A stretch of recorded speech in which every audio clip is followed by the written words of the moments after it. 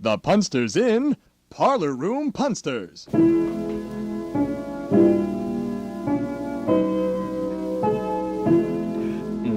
Punsters are back to stop the show. The Punsters are back. It's time to go. The Punsters are back to warm your heart, to make you feel that you're a part. The Punsters are back tonight. Yeah! Right on. Your attention, ladies and gentlemen. The role of Sir Philip Brentwood will be played tonight by King Hoodio.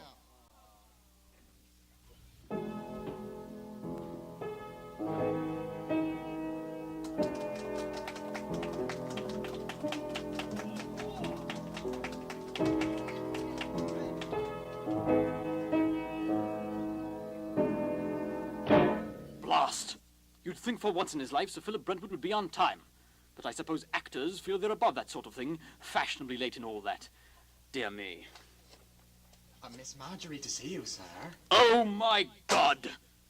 Hello, Leslie. What on earth are you doing here? I had to see you, darling. Oh, Marjorie, I appreciate your concern. Oh, darling. But your husband will be arriving any minute. Oh, my God. It is imperative that Sir Philip doesn't see you here. I could say I was visiting. Impossible. I have exactly what I'm going to tell him, rehearsed and planned in my mind. If you were sitting next to me while I said it, the whole thrust of my argument would be cast in an embarrassing irony. Much as he deserves it, I will not ridicule Sir Philip. Were your situations reversed, he'd seize every opportunity to ridicule you. Of that I am sure. But I scarcely think we'll win a divorce if his temper is arched like a cat's back against us. Sir Philip Brentwood is in the study, sir. Oh, my God. Yes, sir. Oh, you'd better... Let me talk to him, Leslie, please. Oh, Marjorie, I don't know. Let me stay, Leslie. Every spirit in heaven is whispering to me that I'm making the wrong decision. Oh, darling. Tell Sir Philip to enter. Yes, sir.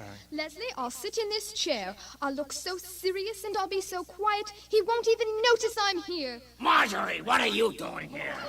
My dear Sir Philly, how do? What's my wife doing here? Oh, dear boy, there's no reason for theatrics. The darling just stopped by to say hello. It's my birthday, you know. No, I didn't know. Well, there you go, Philly. You see how many crucial things in this world you know nothing about. Yes, I'm beginning to see that. Leslie is 33 today, Philip. Oh, how charming. I suppose you brought him a gift. As a matter of fact... She gave it to me last week, a simply smashing dressing gown in the most lurid shade of green imaginable. Well, let's see it. I'd love to model it for you, dear boy. But you see, darling Marjorie gave it to me a week early, so I might have it altered, and I'm very cross. The tailor promised it for me for yesterday. It still hasn't come. The poor man hasn't even called to explain. Never trust your garments to a tailor who doesn't wear thick spectacles. You know, I always take my things to that lovely Mr. Edwards, but he's on holiday now for 2 months. I told him emphatically that in autumn one simply is not seen at St. Moritz, but he would not be stopped. Where should one go in autumn? Capri, my dear. One rents one of those lovely little cottages with the pink cobbled walks. Yes. Why are you looking at me so strangely, Philip? I forgot my line. I forgot my line. I forgot my line. If you continue to stare at me so fixedly, Philip, I shall put you out in the garden next to my Mark Venus. I don't know my line. My dear Philip, you are acting quite queer this evening. Would you care for a drink, dear boy? Same old drink, eh, Philip? I should have remembered. Ice or straight? Am I? What? Brandy. Yes, brandy. I don't know my lines. Tell me, what's new in the country? Anything deliciously scandalous to tell? The same. As usual, The same. I've heard something about a new tour for the company. Anything to that? You know, emoting in Australia, or some equally dreary place. Philip adores Australia, don't you, darling? It's great. I love it. Can't wait to go back. I don't know my line. Yes, so I suppose with this new tour and everything, you'll be quite often away from home. It's a shame it had to be Australia, though. You know, we used to export all our criminals there. I believe this accounts for Aussie's alarming penchant for striped trousers. Yes. Actually, I won't be alone. What? Yes, I suppose you'll be quite alone out there. Actually, I won't be alone. What are you saying? So you've decided to take Marjorie. You can't be serious. Oh, yes, I am. What? Oh, yes, I am. Oh, yes, you're what? Always one for a little laugh. You know, dear Philip, your sense of humor has always been a great and personal joy to me. I mean, the way you can bear whatever seriousness life throws at you and dismiss it with a gay laugh. You stink! That's all it's about. What's all what about? I think it's time you told him, Leslie. Darling, I asked you to let me handle this. Handle what? What? I think you'd better sit down. Please listen to what he says, dear Philip. I don't want to hurt you, dear boy, but sometimes it's better to know the truth. Do you know why I called you here tonight? No, I don't. I honestly do not know why you called me. No, I don't know why. I just don't know, really. No. Yes, but that's not the real reason I telephoned. Be gentle, Leslie. You stink! So do you. This place stinks! Oh, yeah? Get off the stage, you bum! Who are you calling a bum? Now, where'd you learn how to act? The Royal Academy. You're the Royal Academy of Bums! I don't expect you'd take it easily, Philip. Shut up. Who called me a bum? I did! Who are you? An expert! An expert what? An expert on bums! You stink! So do you. It's not what you think. We have been discreet. God knows we've tried to tell ourselves that it wasn't real, that it was just a momentary passion. We've tried to deny what we both now recognize as true and honest. But we couldn't go on with this poor charade a moment longer, Philip. You had to know. Oh, my precious darling, I'm so sorry it had to be this way. Of course, we want to hear everything you have to say about it, Philip. This is half your decision. Yes, I agree with you there. I forget all my lines. Yes, I understand. This is very delicate, and I understand that for the sake of all of us, we must be very, very careful. Now see here. Yes? Do you take me for a fool? Of course not. I'm glad to hear that. What's all this about? You're the one that's been the fool, Leslie. Now, see here! Haven't you realized what's been going on all this time? Sir Philip Brentwood, I demand a full explanation immediately! Oh, now see here. Yes? Do you take me for a... Oh, Philip, we better tell him. Margaret, what's going on? I should be very much flattered if both of you would cease this unbecoming obliqueness. Frankly, I find it most common. Oh, Leslie, please listen. I meant to tell you earlier. Well, this is turning out to be quite some evening for surprises, isn't it, Philip? do you take me for a fool? Of course not. I'm glad to hear... Now see here. Yes? Do you take me for a fool? Of course not. You were saying, Marjorie. You stink! It's your wife, Anne. Oh, my God! Oh, Leslie, please don't be mad at me. I meant to tell you. My wife, Anne. And this... Bum! Bum! No! No, this... You stink! Philip, I think it's time you describe the exact details of your affair with Anne. First, how long has this been going on? I asked you a question, Philip. Have you nothing to say? Nothing. You deny it. I deny nothing. You admit it. I admit nothing. What's the difficulty? You stink! I stink, huh? Big shot. How much did you pay for your seat here? Too much! I see Philip and I have reached an impasse. I shall leave the room. Oh, please stay, Leslie. I shall have a cup of tea in the study. I shall drink it slowly. I hope you choke!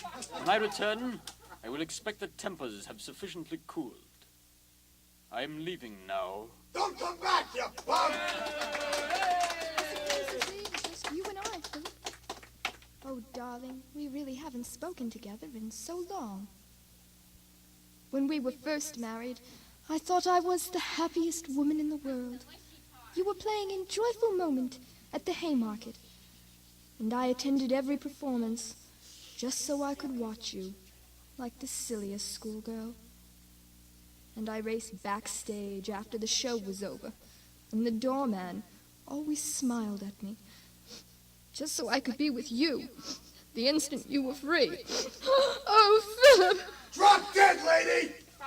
Oh, Philip, what's the matter with me? You stink! Why don't you shut up? Now why don't you make me? I bet you think this is easy. Acting. So that's what you were doing! You stink. So do you! Oh, yeah? Get off the stage, you bum! There's only one bum in this theater. And it's you! That's right, it's you. I know you are, but what am I? You're a bum. You stink! Oh, Leslie!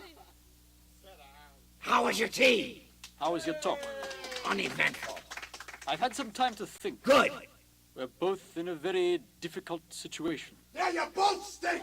Would you agree we both love Marjorie? I'm not convinced that you're in love with her at all.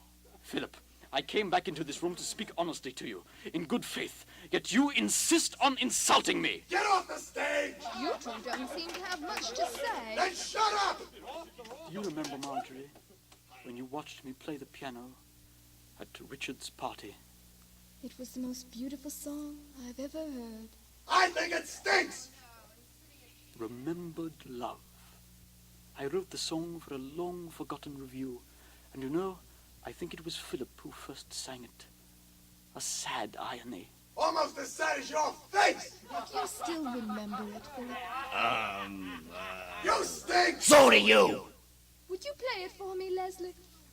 I don't think this is the right time. Neither do I! Please play it for me. All right. Oh my God! I remember love. You stink!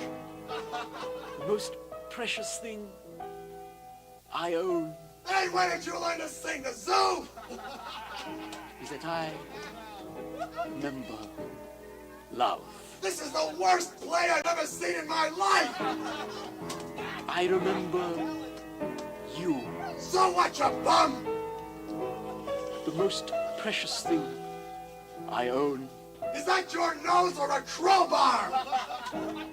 is that I remember you. You killed vaudeville personally! That song is so beautiful. Then I could puke! George, is that you? Marjorie! Could it be? I thought you were in Johannesburg. I was! But I'm home now! My darling love! My one and only dear! But Marjorie, darling, what about me? And what about me? You stink.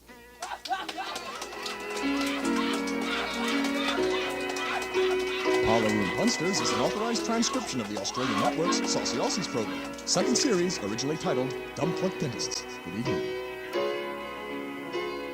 And good night, Mr. Coward, whoever you are.